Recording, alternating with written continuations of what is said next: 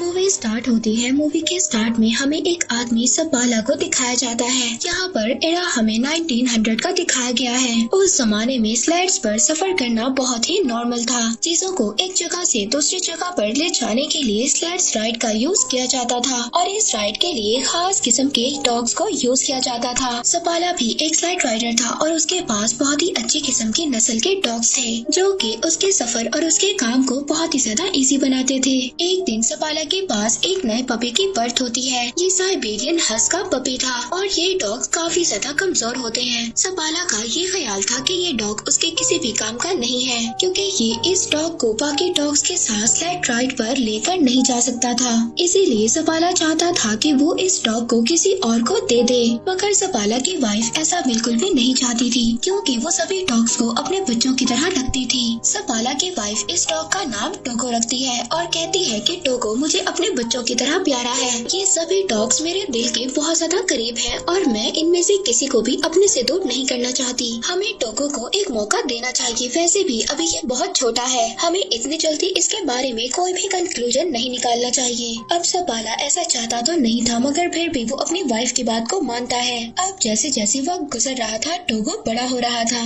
लेकिन टोगो काफी ज्यादा शैतान था और उसने सपाला के नाक में दम कर रखा था। सपाला की वाइफ हमेशा सपाला से यही कहती थी कि वो टोगो को अपने साथ स्लाइड राइड पर लेकर जाए, मगर सपाला अपनी वाइफ से यही कहता है कि टोगो अभी बहुत ज्यादा वीक है और ये स्लाइड राइड पर सरवाइव नहीं कर सकता। सपाला अब एक दिन टोगो को अपने फ्रेंड को दे आता है, मगर सपाला की वाइफ ये जानती थी कि टोगो जितना ज्यादा शैतान है उसको कोई भी नहीं रख सकता और अब होता भी ऐसे ही है। अगले दिन सपाला का फ्रेंड टोगो को वापस ले आता है और कहता है कि ये तुम्हारा डॉग बहुत ज्यादा शैतान है और इसे मैं अपने साथ नहीं रख सकता। और इस बात पर सपाला की वाइफ बहुत ज्यादा मुस्कुराती है क्योंकि टोगो वाकई ही शरारती था। सपाला जब भी अपने बाकी डॉग्स को राइड पर लेकर जाता था तो टोगो उसके पीछे आता था। हालांकि सपाला टोगो को फेंस के पीछे बांध दिया करता था, मगर फिर भी वो जमीन को खोद कर वहाँ से भाग जाता है और सीधा सपाला के पीछे जाता है। अब टोगो के आने से वो बाकी डॉग्स के साथ मस्ती करता है, जिस वजह से सपाला की प्रैक्टिस खराब हो जाती है जो वो अपने डॉग्स के साथ कर रहा था।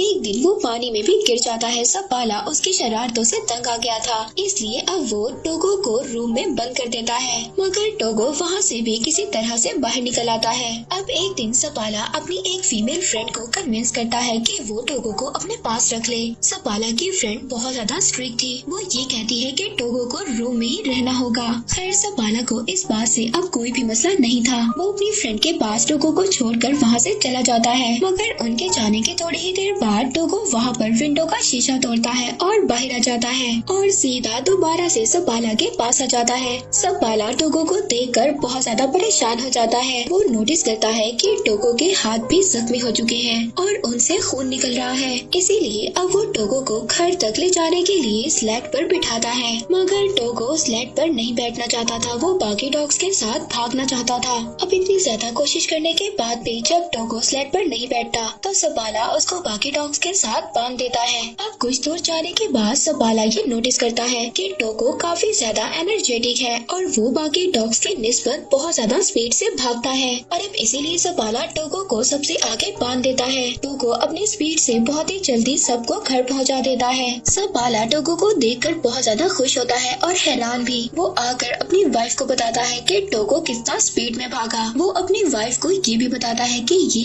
एक लीड डॉग है। वो टोगो को देखकर बहुत ज्यादा खुश हो रहा था। सपाला की वाइफ भी टोगो को देखकर बहुत ज्यादा खुश होती है। इसके बाद सपाला अपने शहर में टोगो की मदद से बहुत ज्यादा स्लेड रेसेस जीत जाता है और आहिस्ता आहिस्ता सपाला और टोगो बहुत ज्यादा फेमस हो जाते हैं। वक्त इसी तरह गुजरता रहता है और अब 12 साल हो चुके थे। हम देखते हैं कि टोगो अब काफी ज्यादा बूढ़ा हो गया था। एक दिन अपने सफर से वापस अपने शहर में आता है तो उसको ये बात पता चलती है कि शहर में एक बीमारी फैल चुकी है। उस बीमारी का नाम था डिप्थीरिया और वो बच्चों पर बहुत ज्यादा इफेक्ट हो रही थी। इस बीमारी से बच्चों की जान भी जा रही थी और सब लोग बहुत ज्यादा परेशान थे।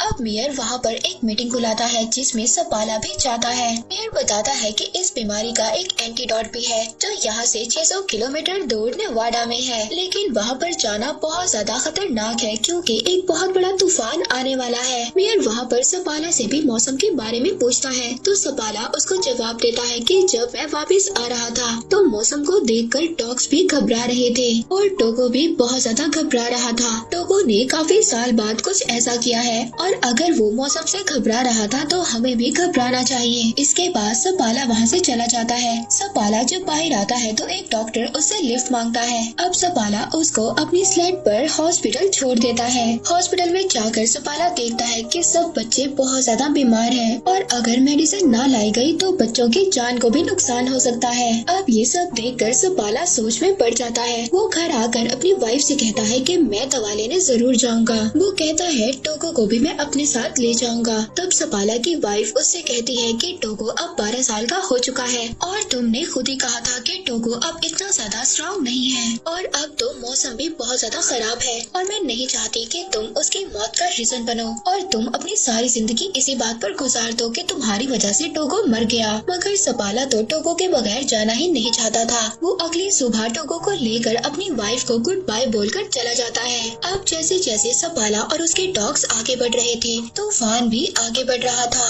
और हवा इतनी ज्यादा तेज थी सपाला को कुछ भी नजर नहीं आ रहा था। टोगो सबसे आगे था और सपाला अपने डॉग्स को आगे बढ़ने के लिए बोल रहा होता है क्योंकि इन्हें नेवाडा से मेडिसिन लेकर बहुत जल्दी वापस आना था। सपाला अपने डॉग्स के साथ बहुत ही गहरी ढलवान पर होता है। तभी टोगो वहाँ पर रुक जाता है लेकिन सपाला को कुछ भी समझ नहीं आ रहा था। सपाला जब आगे देखता है तो एक बहुत ही बड़ी खाई होती है। टोगो ने इस भयानक तूफान में भी उस गहरी खाई को देख लिया था और इसीलिए वो रुक गया था जिसकी वजह से सपाला और उसके बाकी डॉग्स की जान बच गई थी। तभी सपाला देखता है कि टोगो के पाँव में बहुत गहरी चोट लगी थी और उससे खून भी आ रहा था। अब पूरा दिन सफर करने के बाद सपाला और उसके बाकी डॉग्स एक आउटपोस्ट पर पहुंचते हैं। उस आउटपोस्ट पर एक लेडी डॉक्टर होती है। वो सपाला को बताती है कि टोगो अब 12 साल का हो चुका है और ये काफी ज्यादा वीक हो चुका है और इतना बड़ा सफर टोगो के लिए अच्छा नहीं है। मगर फिर भी अगले दिन सपाला और उसका लीडिंग डॉग टोगो आगे बढ़ते हैं। वहीं पर दूसरी तरफ हॉस्पिटल में बच्चों की हालत बहुत ज्यादा खराब हो रही थी।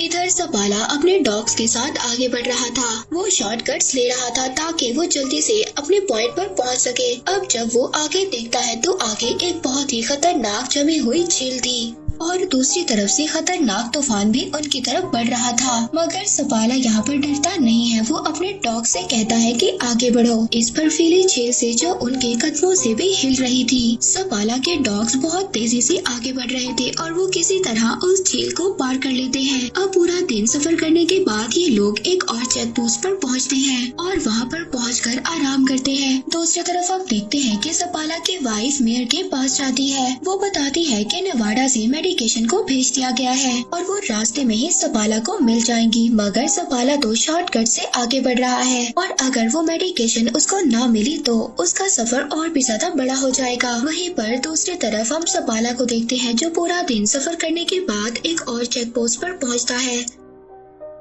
टोगो की हालत बहुत ज्यादा खराब हो गई थी। टोगो फिर भी आगे बढ़ना चाहता है। वो रुकना नहीं चाहता। वो लीड करना चाहता है और अब ऐसा ही होता है। सपाला अपने शॉर्टकट से जा रहा था और अगर उसको वो आदमी ना मिला जो नेवाडा से मेडिकेशन ला रहा था तो सपाला के लिए उसका सफर और भी ज्यादा मुश्किल हो जाएगा। अब सपाला यहाँ पर बहुत ज्यादा थक गया था। उसकी आंखें बंद हो रही थी मगर उसके डॉग्स बिजली की तरह आगे बढ़ रहे थे। हम देखते हैं एक आदमी है जो नेवाडा से आया था। उसके पास ही दवा थी।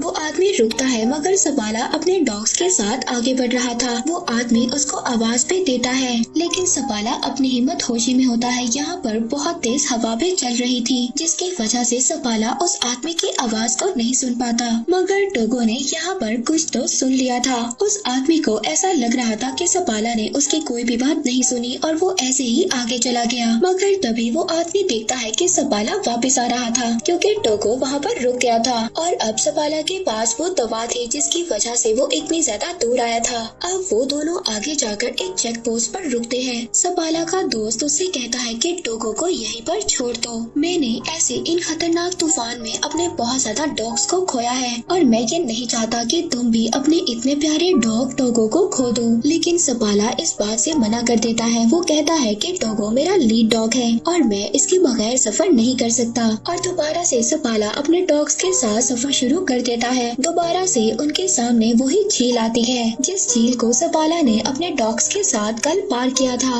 और अब वो झील हिल रही थी। मगर ये लोग अगर इस झील पर से ना गए तो इनका सफर एक और दिन बढ़ जाएगा। सपाला अब ये फैसला करता है कि वो इसी रास्ते से आगे बढ़ेंगे। वो अपने डॉग टोगो को कहता है कि आगे बढ़ो। उसके सारे डॉग्स बहुत ही तेजी से उस झील को पार करने लगते हैं और अब उस झील में से पानी निकलना भी स्टार्ट हो जाता है। अगर ये लोग इसी झील में डूब गए तो सबके सब मर जाएंगे। मगर यहाँ पर टोगो और बाकी डॉग्स के स्पीड की वजह से वो लोग किसी न किसी तरह किनारे पर पहुँच जाते हैं। मगर जिस टुकड़े से ये डॉग्स आगे बढ़ने वाले थे तभी वो टुकड़ा हिलता है और किनारे से अलग हो जाता है। अब सपाला टोगो को उठाकर उस किनारे पर फेंक देता है और कहता है कि इस बर्फ के टुकड़े को खींचो। टोगो यहाँ पर बहुत ज्यादा जख्मी था मगर वो जख्मी होने के बावजूद भी अपना पूरा जोर लगाता है और सभी को किनारे पर ले आता है। अब ये लोग सबके सब उस जमी हुई झील से बाहर आ जाते हैं जहाँ पर ये सब लोग फंस गए थे। अब सपाला अपने डॉग्स को किसी न किसी तरह बचाकर एक चेक पोस्ट पर ले आता है जहाँ पर वही लेडी डॉक्टर भी थी। वो लेडी डॉक्टर जब टोगो को देखती है तो उसकी आंखों में आंसू आ जाते हैं। वो सपाला से कहती है कि तुम्हारा डॉग मर रहा है, इसकी हालत बहुत ज्यादा खराब है। वो यहाँ पर सपाला को भी उदास कर देती है क्योंकि टोगो सपाला को बहुत ज्यादा प्यारा था। अब सपाला रात गुजारने के बाद जब अगले दिन अपना सफर शुरू करता है तो वो टोगो को आगे नहीं बांधता बल्कि पीछे बांध देता है क्योंकि वो बहुत ज्यादा बीमार था और सफर भी नहीं कर सकता था। मगर फिर भी टोगो अपनी पोजीशन पर खड़ा हो जाता है। सपाला ये समझ जाता है कि टोगो अभी रेस्ट नहीं करना चाहता और वो अपनी जगह पर खड़ा होना चाहता है और ये अपना सफर खत्म करना चाहता है। वो टोगो को आगे बांध देता है जिसके बाद वो लोग अपना सफर शुरू करते हैं। आखिरकार कुछ घंटों के बाद तूफान इतना ज्यादा खतरनाक हो जाता है कि सपाला को कुछ भी नजर नहीं आ रहा था और न ही सपाला को रास्ता नजर आ रहा था। वो टोगो के पास जाता है और कहता है कि मुझे तो रास्ता नजर नहीं आ रहा, तुम्हें ही अब हमें रास्ता दिखाना होगा और नेक्स्ट पोस्ट तक जाना होगा। सपाला यहाँ पर अपने पूरे चेहरे को ढांप देता है जिसके बाद टोगो अब इनको आगे लेकर जाता है। मगर कुछ दूर जाने के बाद टोगो भी अब थक गया था। वो थक कर वहीं पर बैठ जाता है। अब सपाला उठकर टोगो के पास जाता है। वो टोगो से कहता है कि तुम्हें उठना होगा और हमें ये मेडिसिन लेकर जाना होगा और अगर हम आगे अपनी मंजिल तक ना बढ़े तो हम यहीं पर मारे जाएंगे। मगर टोगो उसकी बात का कोई भी रिस्पॉन्स नहीं कर रहा था।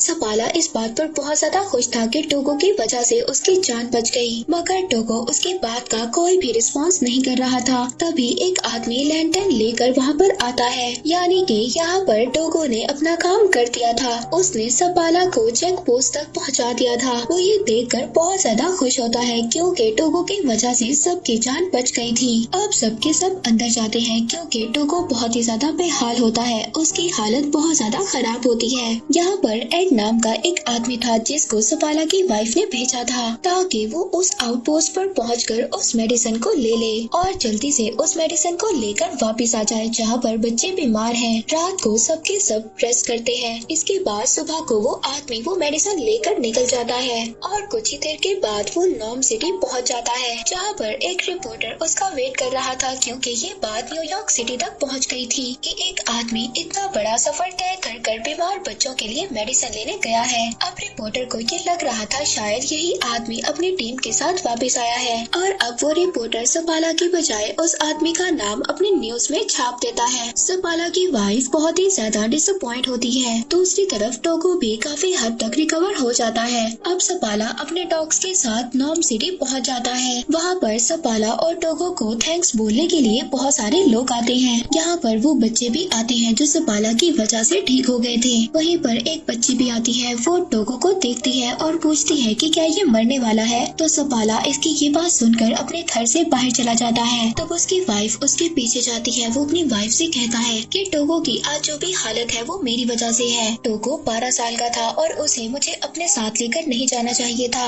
लेकिन उसकी वाइफ उससे कहती है कि क्या टोगो के अलावा कोई और भी था जो ये काम कर पाता। सपाला यहाँ पर खामोश हो जाता है क्योंकि वो ये जानता था कि टोगो के अलावा कोई भी ये काम ना कर पाता। अब इसके बाद हम देखते हैं कि अगली सुबह सपाला दोबारा से अपने डॉग्स के साथ प्रैक्टिस पर जा रहा था। अब टोगो जब ये देखता है तो वो भी बाकी डॉग्स के साथ बाहर जाना चाहता था। वो घर में नहीं रुकना चाहता था। अब सपाला इस बात को समझ आता है कि वो स्लाइड्स को नहीं खींचना चाहता था बल्कि वो तो सपाला के साथ टाइम गुजारना चाहता था। अब थोड़े वक्त के बाद टोगो बिल्कुल ठीक हो जाता है। सपाला अपनी वाइफ और टोगो के साथ लंबी सैर पर जाया करता था। 2 साल के बाद टोगो के कुछ बच्चे भी होते हैं जिन्हें वहाँ पर बहुत सारे मिशंस लेने आया करते थे। इन बच्चों की ब्रीड को एक नया नाम दिया गया था। वो था सपाला साइबेरियन। इसके बाद 1929 में टोगो की डेथ हो गई। उसके बाद भी सपाला डॉग्स को ट्रेन करता था लेकिन टोगो तो उसके सिटी में बहुत ज्यादा फेमस डॉग था। तो ये थी टोगो की स्टोरी। हम देखते हैं कि टोगो ने इस स्टोरी में ये प्रूव किया कि इस दुनिया में सबसे ज्यादा वफादार और ख्याल रखने वाले सिर्फ डॉग्स ही होते हैं। और इसी के साथ ये मूवी यहीं पर एंड हो जाती है।